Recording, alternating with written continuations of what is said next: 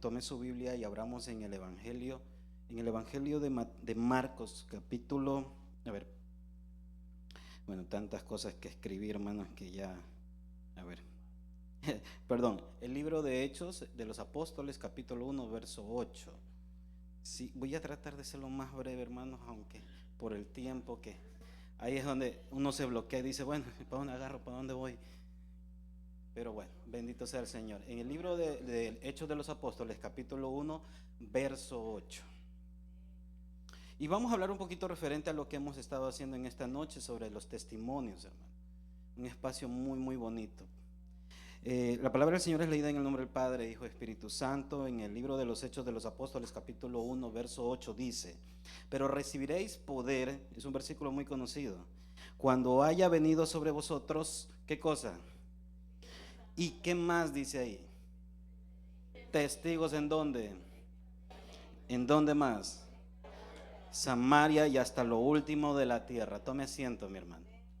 Mire, este versículo es muy hermoso. Y es una promesa, es una palabra que Dios mismo le está dando a su pueblo. Y cuando dice como referencia, si recibiréis poder cuando haya venido sobre vosotros, ¿qué cosa? El Espíritu Santo, hermano. Y cuando viene el Espíritu Santo sobre el cristiano, dice que por obligación, es un mandamiento de que cada uno de nosotros nos tenemos que volver testigos de Él. ¿Y qué es ser testigo? Es testificar de algo que yo vivo, palpo, o soy testigo de lo que está pasando, hermano. Y es muy importante los testimonios en la iglesia porque eso afirma la fe de la congregación, afirma la fe nuestra también. Recuerda que la palabra de Dios también dice que la fe viene por el oír. ¿Y qué cosa? La palabra de Dios. Y cuando yo leo la Biblia, cuando yo vengo al culto, cuando yo canto una alabanza, cada acción que hacemos, hermano, es un testimonio abierto ante la humanidad.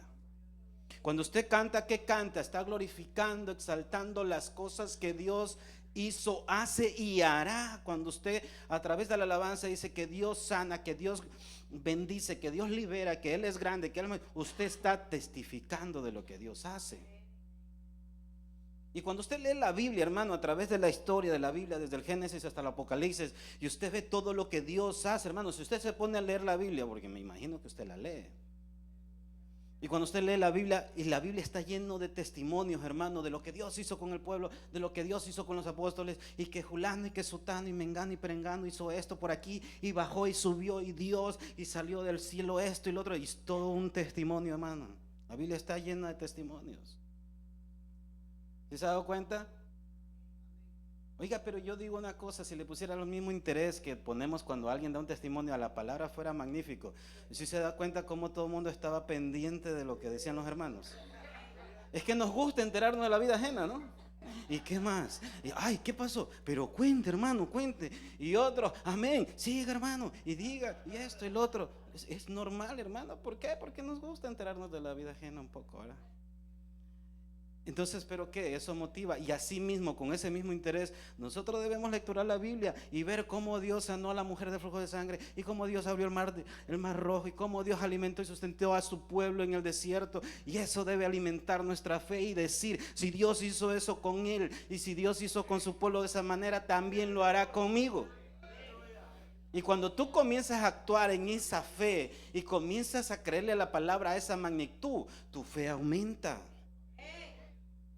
¿Por qué? Porque el testificar, hermano, es el resultado de una fe. Porque cuando tú testificas algo, lo dices con tal convicción, con tal seguridad, porque lo viviste, lo palpaste. Y no dudas, no vacilas en lo que dices. ¿Será o no será? No, tú lo dices con seguridad, con certeza, con convicción, porque lo has vivido.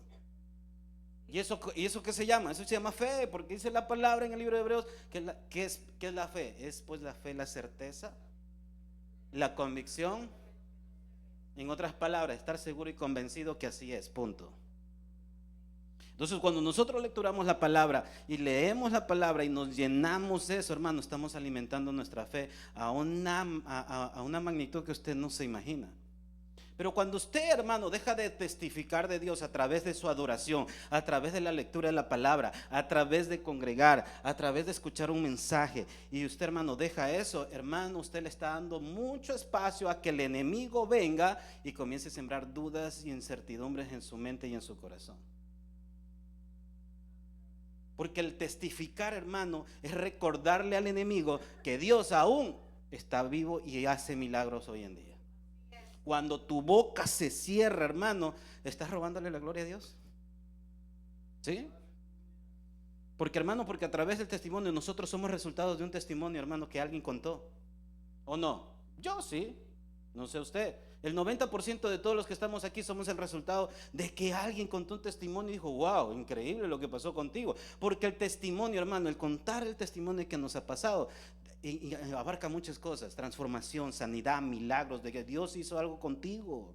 Y cuando yo veo la transformación en ti, de lo que tú me estás contando, y veo ese cambio, esa transformación en ti causa un impacto en el incrédulo y en el mundo, hermano.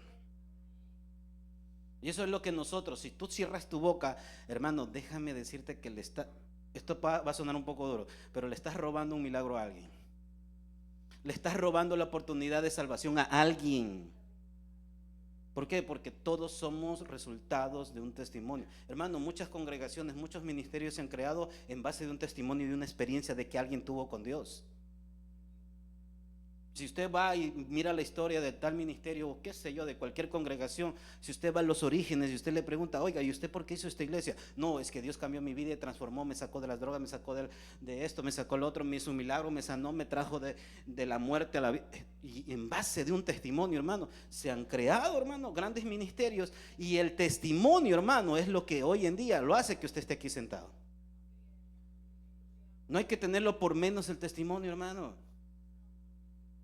Y si tal vez usted no tiene un espacio, tal vez en la iglesia, para poder compartir, es la obligación suya compartirlo, hermano. No es necesario estar en un púlpito con un micrófono o trazando un sermón, hermano, para poder hablar de las cosas que Dios hace. Usted tiene una responsabilidad. La Biblia a mí no me dice, cuando estés en una plaza, cuando estés en un púlpito, cuando estés con un micrófono, me seréis testigo. No, el mensaje es claro. Pero recibiréis poder cuando haya venido sobre vosotros el Espíritu Santo y me seréis testigo. Es un mandamiento de parte de Dios, hermano. Esa es su misión, hermano. Esa es su responsabilidad de cada uno de nosotros. Y mire, y dice algo interesante el versículo ahí. Dice, y me seréis testigo en dónde, en Jerusalén.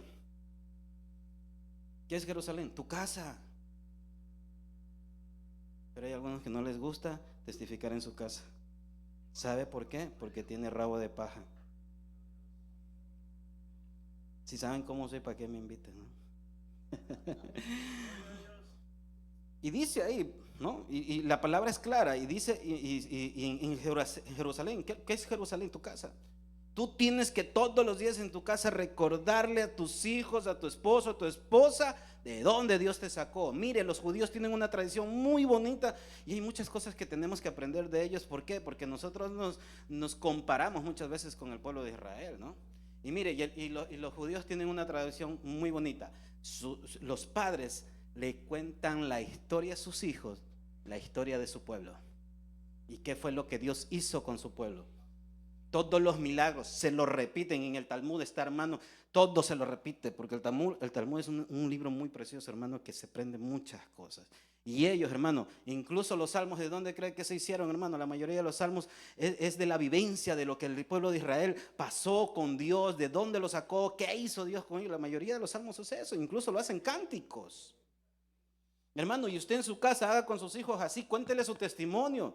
Porque hay muchos padres aquí que ni siquiera sus hijos saben por qué están en la iglesia. Y no saben por qué papá es cristiano y por qué es evangélico. Bueno, yo soy cristiano porque mi papá va y nos invitaron y todo ese cuento. No, tú tienes que sentar a tus hijos. ¿Sabes qué, hijo? ¿Por qué nosotros somos cristianos? Porque tu papá un día estaba perdido en el mundo, en esto, y Dios tuvo misericordia de todos nosotros y nos sacó para darnos una mejor vida. Para que tú el día de mañana y tus hijos y tu descendencia no pasen lo que yo viví. Cuéntales ese testimonio, porque ¿qué sabes tú? Que eso puede impactar en la mente y el corazón de tu hijo y pueda que ese hijo tuyo realmente se convierta a Cristo. Porque el hecho de que tus hijos vengan a la iglesia no significa que sean cristianos, hermano. Hermano, y un pequeño detalle como eso puede cambiar y hacer que el corazón de tu hijo se transforme.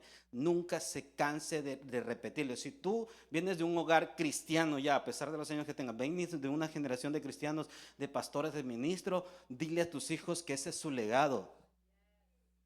Si vienes de un legado ministerial sacerdotal, dile, sabes que tú tienes una opción. Tú tienes que llegar al ministerio, al sacerdocio. Porque ese es tu legado, porque ahí viene tu abuelo, tu bisabuelo. Yo incluso estoy en esto también. Y no se canse. Y cada cosa que pase a diario, hermano, si hoy día, mañana, qué sé yo, Dios hizo algo, dile a tus hijos, ¿sabes qué? Mira, te cuento algo. Dios hoy día me hizo este milagro. Entonces aliméntale la fe a tus hijos, hermano. Y ahí dice que también, no solamente en Jerusalén, ¿en dónde más dice el versículo? Samaria, ¿Samaria qué es? El pueblo tuyo, hermano, alrededor, tu comunidad, el lugar donde tú estás, tus vecinos, tus amigos, hermano. Porque a veces solamente somos cristianos en la iglesia, pero no fuera. No nos conocen como cristianos. Y así, hermano, hasta dice en Judea, tu vecindario, tu comunidad, Samaria, tu ciudad donde estás. Hermano, hoy día con las redes sociales se puede llegar muy lejos, hermano. No necesita usted ir a golpearle la puerta del lado de su vecino para que sepan que usted es cristiano. Usted simplemente, usted, hermano, con las redes sociales puede subir un video, qué sé yo, y cuando acuerda, usted lo conocen después en todo lado, hermano.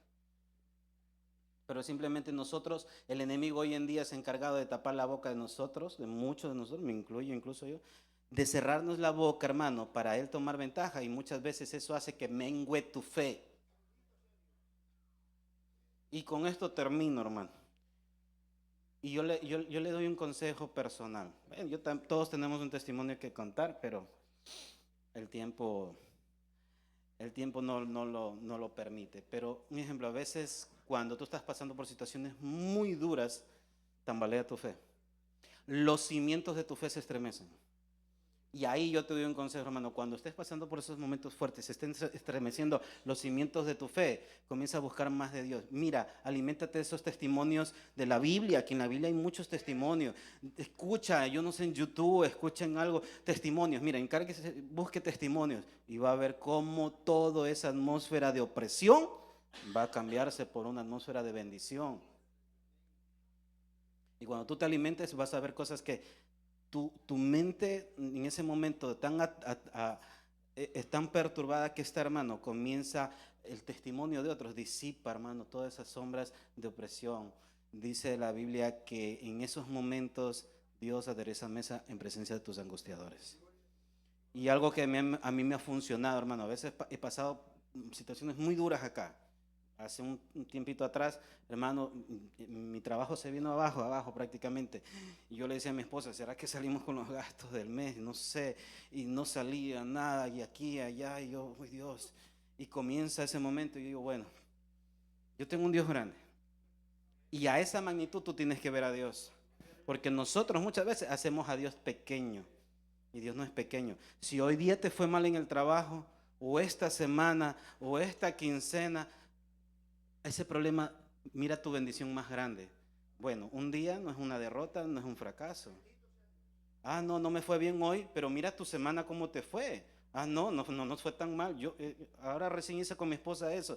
Le digo a mi esposa, esta semana me ha ido pésimo porque yo no tengo un trabajo, digámoslo así, formal, que recibo un cheque. Yo tengo mi propio trabajo. Yo le digo a mi esposa, esta semana nos ha ido muy mal. Y la otra semana también. Y después yo dije, no, a ver, ¿cómo nos fue el mes? Cerramos el mes. Oye, pero mira, alcanzó para los gastos. Y yo me atormentaba en un día que no había, pero cuando yo miré el mes, por lo menos sacamos el gasto. Y después le digo a mi esposa, a ver, córrete un mes más atrás, ¿cómo nos fue? Ay, nos fue el doble que este mes. Así ves que no todo es tan malo. Y si tú te comienzas a magnificar, a visualizar de esa manera, así mismo tienes que visualizarlo a Dios en tus problemas. Porque tu problema al lado de Dios es pequeño. Y eso hace que nuestra fe se alimente. Tus propios testimonios, cuéntatelos tú mismo. Les agradezco, mis hermanos. Vamos a dejarlo ahí porque si no, se va a alargar este asunto. Así que yo le invito que ahí donde está cierre sus ojos y vamos a hacer una corta oración dándole gracias a Dios. Señor, te damos gracias.